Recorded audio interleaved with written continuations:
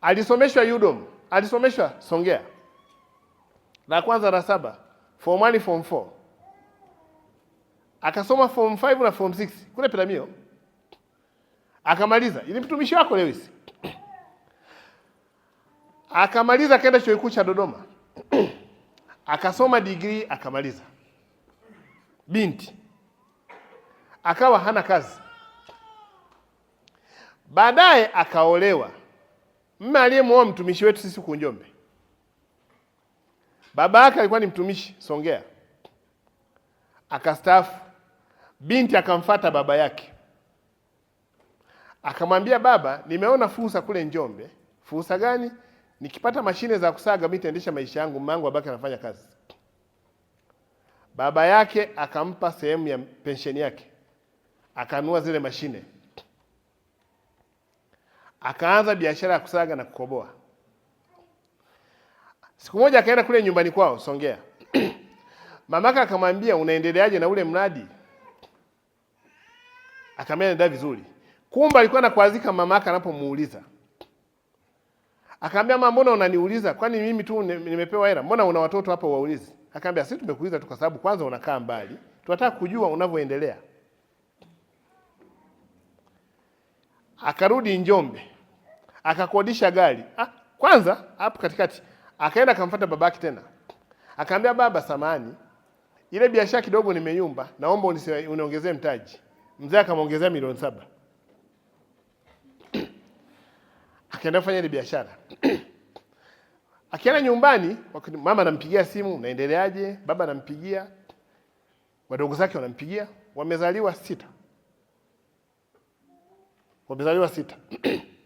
Sasa katika ile kumuuliza maendeleo yake akakasirika. Akakodisha gari hapa Njombe. Akabeba mashine zote za kusaga na kukoboa kaweka kwenye gari. Akaenda nyumbani kwao. Akafika pale, karibu. Mbona umekuja na gari na mashine? Akamwambia, kila siku mnanisema sijui mninisaidia, sijui mninisomesha, sijui mashine. Nimeona nileteni mashine yenu. Wao akaambia, sisi hatukukupa mashine. Sisi wewe ni mtoto wetu, tunakuuliza tu maendeleo. Akaambia, kila siku unaanza kuuliza maendeleo. Kwani mimi siwezi kujitegemea? Akachukua mashine akashusha hapo akaondoka. Siku zimeenda. Babaka akaugua. Alipougua akapigiwa simu. Babako anaumwa. Hakwenda. Baba akapata stroke mwaka wa kwanza, haendi. Mwaka wa pili, haendi. Mwaka wa 3, haendi.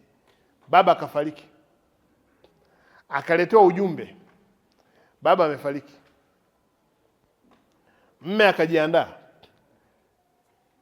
Watumishi wenzake huku Njombe wakaenda kumpa pole, mko amefariki.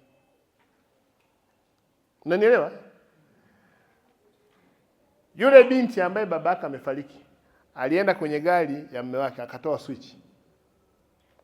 Akaambia, mimi ni babangu, kama mimi siendi kuzika kwa hiyo unaenda. Hakwenda kumzika babake. Akakaa mama kule akalia peke yake na watoto na nini, wakazika. Akambroke mamake. Hakuna mawasiliano. Kesi ikaja kwangu. Nikamuita mtumishi na mke. Nikamweleza kuna jambo hili na hili. Akaniambia, ni kweli. Huyu mtu ni baba yako kabisa? Ndio. Alikusomesha? Alinisomesha. Akaugua kwenda kumuona? Sikwenda kumuona. Akafa kwenda kuzika? Sikwenda kuzika. Kwa nini umefanya mambo yote haya? Akasema alikuwa ananisema sana kwa sababu alinisaidia hela yake ya pension kununua mashine. Na nikamulisha nao mashine.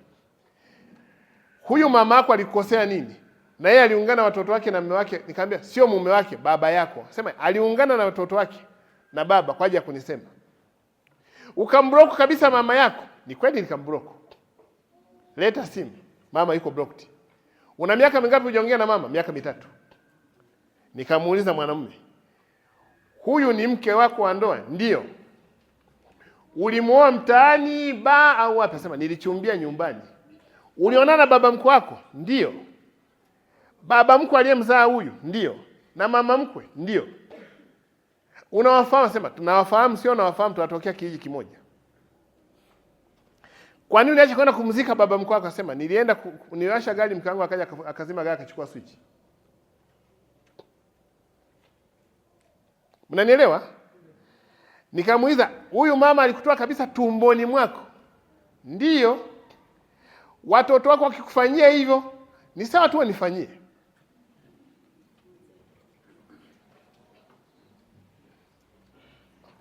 Ni habari ya ukweli, sio kwamba watu wamekufa. Wapo na wanaishi Njombe. Walifikaje hapo? Walionana na nabii. Kuna nabii mmoja yuko Mbeya, akamwambia yule binti, mama yako ni mchawi na baba yako ni wachawi, hamtakaa mpate maendeleo yoyote kama utaenda kwenu. Kwa mnana kufanya, jitenge nao, na namna kujitenga, vitu vyote ambavyo vilitoka kwao virudishe.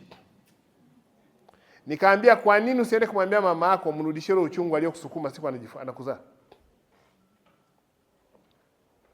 Nenda ukalivesi mbegu za baba yako za kuleta duniani. Kwa nini ulivesi mshahara? Kwamba nabii alimwambia kwamba ili msipate mikosi, kama baba yako alikupa hizi mashine mrudishie. Na mama yako mbroku wapo.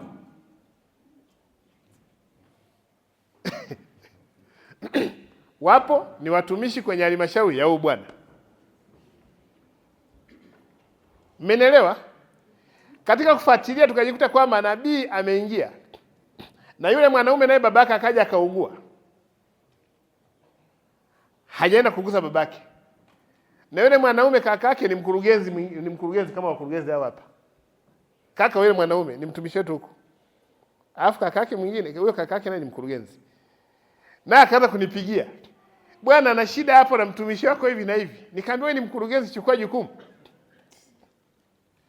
Unaona hayo malezi?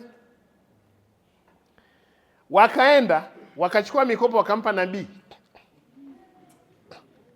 Wakaenda wakachukua gari yao wakampa nabii.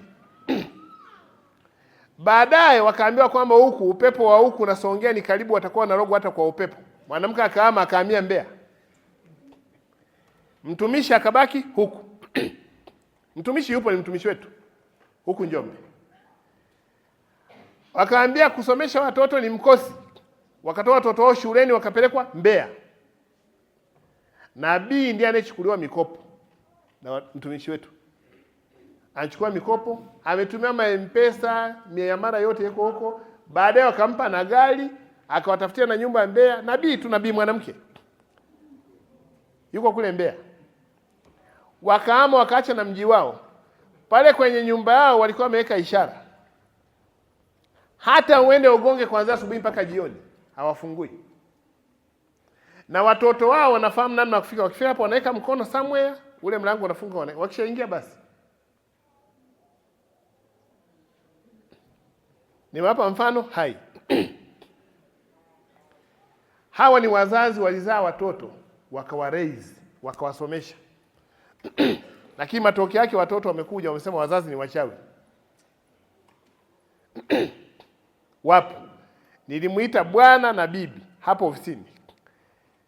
Nikakaa nikaongea nao. Nikakansel.